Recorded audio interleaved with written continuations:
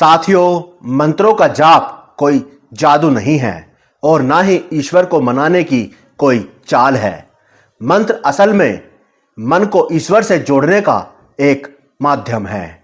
जब तक ये बात आपकी समझ में नहीं आती, तब तक मंत्र सिर्फ शब्द बनकर रह जाते हैं और बहुत से लोग YouTube पर कुछ भी गलत सलत बोलते रहते हैं कि मंत्रों का जाप करने के लिए कोई विशेष साधना चाहिए, कोई खास माला चाहिए, सही आसन चाहिए, सही दिशा में बैठना चाहिए और सही समय चाहिए। लेकिन सच ये है कि इनमें से कुछ भी अनिवार्य नहीं है। अगर ईश्वर को सिर्फ विधि से पाया जाता तो गरीब, अनपढ़, बीमार या व्यस्त इंसान कभी भक्ति कर ही नहीं पाते। लेकिन इतिहास गवाह है कि ईश्वर ने सबसे ज्यादा कृपा उन्हीं पर की है जिनके पास सिर्फ सच्चा मन होता है, सच्चा भाव होता है। साथियों, मेरा नाम है पंडित तरुण शर्मा और स्वागत है आप सभी का आज की इस वीडियो में इस YouTube चैनल पर। अगर आप इस चैनल पर नए हैं तो इस चैनल को सब्सक्राइब जरूर कर लें, जिससे मेरी हर वीडियो आपको मिलती रहे और आपके काम आए और आपको एक सही रास्ता दिखाई दे, सही रास्ता मिले। और साथियों, कमेंट में जय माता दी जरूर लिख दें। तो चलते हैं वीडियो की तरफ। साथियों, सबसे पहले एक बात अच्छे से समझ लो।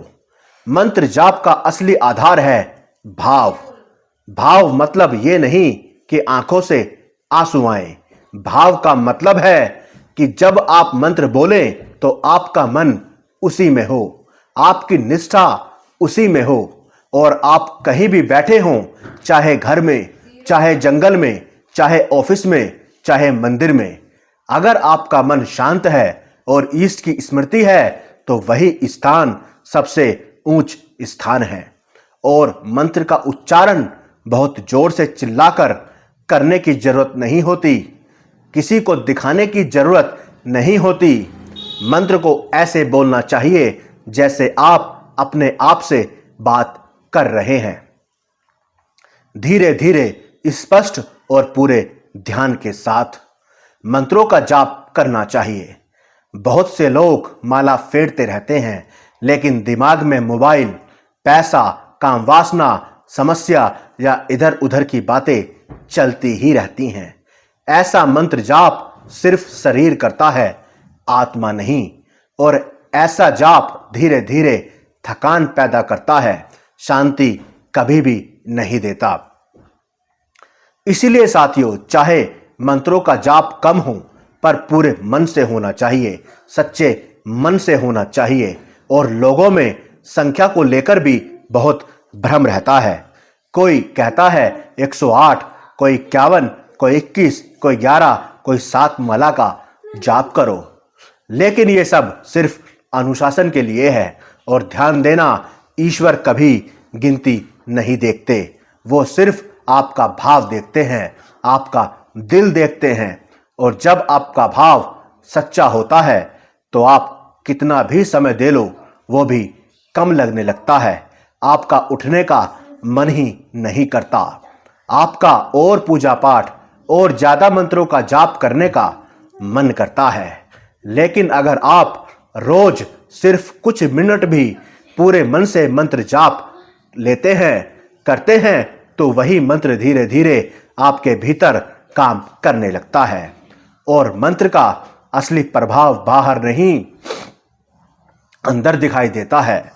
अगर आपका मंत्र जाप सही दिशा में हो रहा है तो आप देखेंगे कि आपको गुस्सा कम आ रहा है, आपकी प्रतिक्रिया बदल रही है, आप दूसरों को समझने लगे हैं, जीवन की परेशानियां आपको अब परेशान नहीं कर पा रही, अब आप कम बीमार रहते हो, आपका तेज बढ़ रहा है, आपके अंदर आपके ईष्ट की ऊर्जा बढ़ने लगती है, आप और शक्तिशाली होते चले जाते हो, आपको अपने ईष्ट के दर्शन होने लगते हैं, उनकी कृपा प्राप्त होने लगती है। और यही मंत्र का प्रमाण है। याद रखिए, मंत्र साधन है, साध्य नहीं, मंत्र रास्ता है, मंजिल नहीं। अगर मंत्र जाप आपको हर दिन थोड़ा शांत, थोड़ा नर्म, थोड़ा बेहतर इंसान बना रहा है तो समझिए आप बिल्कुल सही मार्ग पर हैं। और अगर मंत्र जाप के बावजूद आपका अहंकार बढ़ रहा है तो वहां रुककर अपने भाव को जांचने की आपको जरूरत है। सच्ची भक्ति डर से नहीं, हमेशा प्रेम से की जाती है। और साथियों, एक जरूरी बात, मंत्रों का जाप करने से पैसा नहीं, पद नहीं और कोई चमत्कार नहीं होता। सबसे पहले जो मिलता है वो है भीतर की शांति। मंत्र जाप से दूसरी सबसे बड़ी चीज जो मिलती है वो है दिशा। तीसरी चीज जो मंत्र देता है वो है आंतरिक बल। और चौथी चीज जो मिलती है वो है सिद्धियां। और सबसे बड़ी चीज जो मिलती है वो है आपके इष्ट की शक्ति, आपके इष्ट के दर्शन, आपके इष्ट की कृपा। लेकिन एक चीज हमेशा याद रखना, मंत्र का फल दिखावे में नहीं, आपके चरित्र में दिखाई देता है। अगर मंत्र जाप से आप शांत होते हैं, थोड़े नम्र होते हैं, थोड़े सच्चे होते हैं और थोड़े शक्तिशाली होते हैं तो समझिए आपको बहुत कुछ मिल चुका है। और यही ईश्वर की सबसे बड़ी कृपा है। तो साथियों, सच्चे मन से अपने इष्ट के मंत्रों का जाप करें, नियम से करें, ब्रह्मचर्य से करें और संकल्प लेकर करें। नाम जप करें, उनकी भक्ति करें और ज़्यादा से ज़्यादा जितना हो सके मंत्रों का जाप करें। और किसी भी गलत इंसान के चक्कर में ना पड़ें, किसी के घर का खाना ना खाएं, किसी के ऊपर डिपेंड ना रहें और इधर उधर ना भटकें। गलत गुरुओं के चक्कर में, गलत आश्रम में, गलत स्थानों पर ना जाएं। साथियों, ये वीडियो अगर आपके काम आई हो तो इस वीडियो को एक लाइक जरूर कर देना और कमेंट में जय माता दी लिखना ना भूलना। अगर आपका कोई प्रश्न है, कोई सवाल है और आप पूछना चाहते हैं, मुझसे जुड़ना चाहते हैं तो आप मुझे कमेंट कर सकते हैं, मुझे व्हाट्सएप कर सकते हैं। जय माता दी, जय माता दी।